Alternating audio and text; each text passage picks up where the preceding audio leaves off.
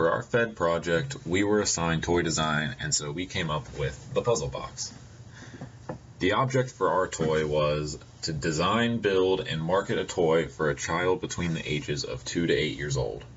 The toy must be designed to achieve a learning objective that is appropriate for the chosen age range, or it must cater to a child with a physical or mental disability. The hardest design challenge for us was coming up with an idea. We kept looking at other toys that were sold on the market, but that didn't help us much with coming up with our own idea. Our first idea was to 3D print blocks that would fit into one another using shapes and would all connect to make a picture. So we did some research on the price to 3D print, and it ended up being way too expensive. For our second attempt, we stuck with the same idea, but changed the material to wood. We took this to the craft center and asked how we would go about this. They told us they would not be able to cut extrusions for the shapes into the size blocks like we wanted to. So we ended up having to change our design on the spot because it was closing in on the deadline. We came up with the puzzle box. Another challenge we encountered was finding a time for everyone to meet that didn't interfere with classes. We had a schedule that we were going to follow, but ended up having issues with tests on those days. The requirements for the toy design were that they must be safe, durable, and educational. They must not exceed $40. It must fit within a 4-foot cube, and it must be fun and attractive to children. The materials we ended up using were 1.5 by 1.5 inch blocks of wood that would be stuck together using wood glue and then painted on the outside to make a picture. Puzzles appear to be important in developing mainly 3 categories of skills, such as physical, cognitive, and emotional skills. One of the physical skills that children develop when solving puzzles is hand-eye coordination, where children can develop a relationship between what their hands do and what their eyes see. Also, gross motor skills are gained when solving large puzzles, and fine motor skills are gained from the small and precise movements that children do while trying to fit small pieces of puzzles together, which can actually improve their handwriting and typing skills.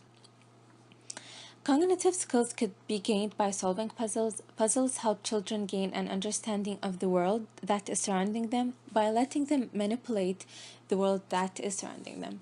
It also helps children recognize different shapes such as circles, squares, and triangles. Puzzles also improve memory because a child has to remember the piece that does not fit so he can make it fit into the puzzle later on.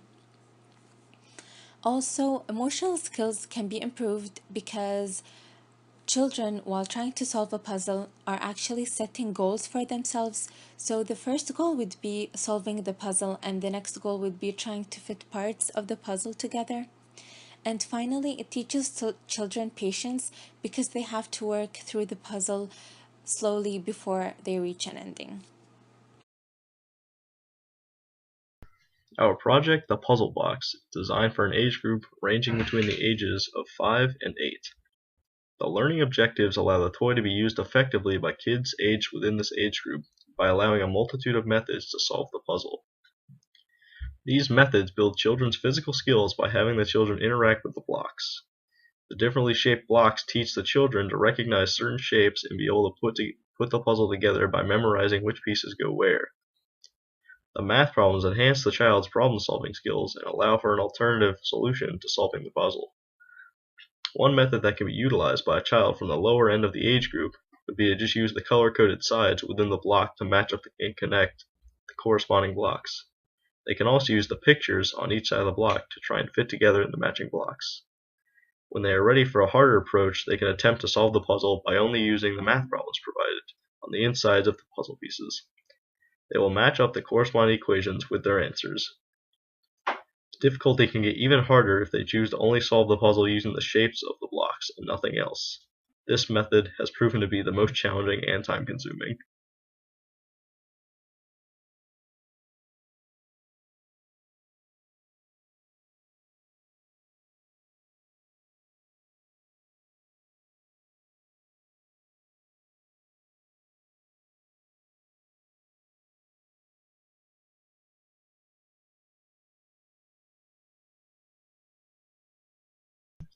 When first modeling our project, we decided that having a visual representation of the blocks would be very helpful. We used a program called Autodesk Inventor to create three-dimensional models of each block. After the creation of each block, we were able to put together an animated representation that shows the blocks being put together in the correct order.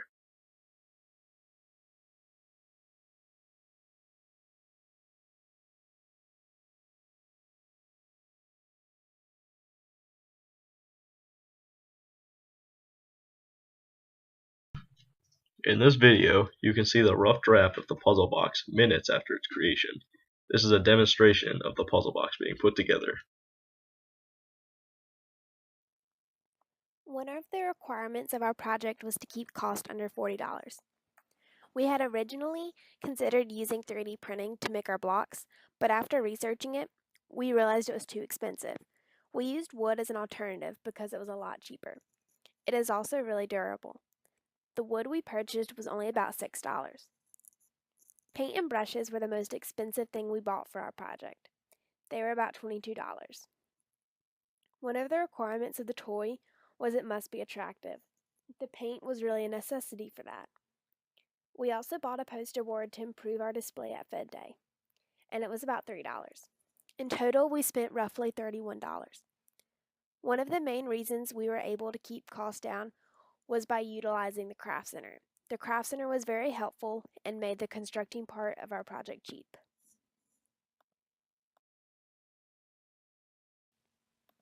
If we could do our project over again, there are a few things we would do differently. First, we would put more thought into which project really interested us. We took a while to get started on our project, and we had trouble coming up with an idea for a toy. If we had had more enthusiasm for our project, I think we would have been more eager to do it, and the outcome would have been better. Our biggest struggle was coming up with an innovative and original idea.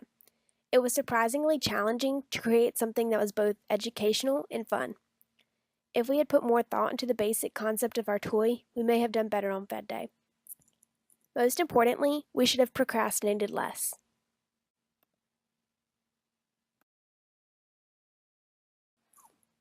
Advice we would give for future E101 students. The fatal flaw many make is procrastinating. It is essential to manage your time well.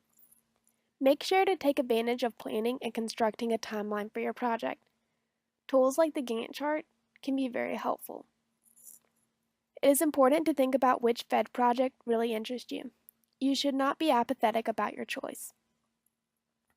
FED Day does not have to be a last-minute project that you struggle to just finish. It can be fun and a time to show off your skills.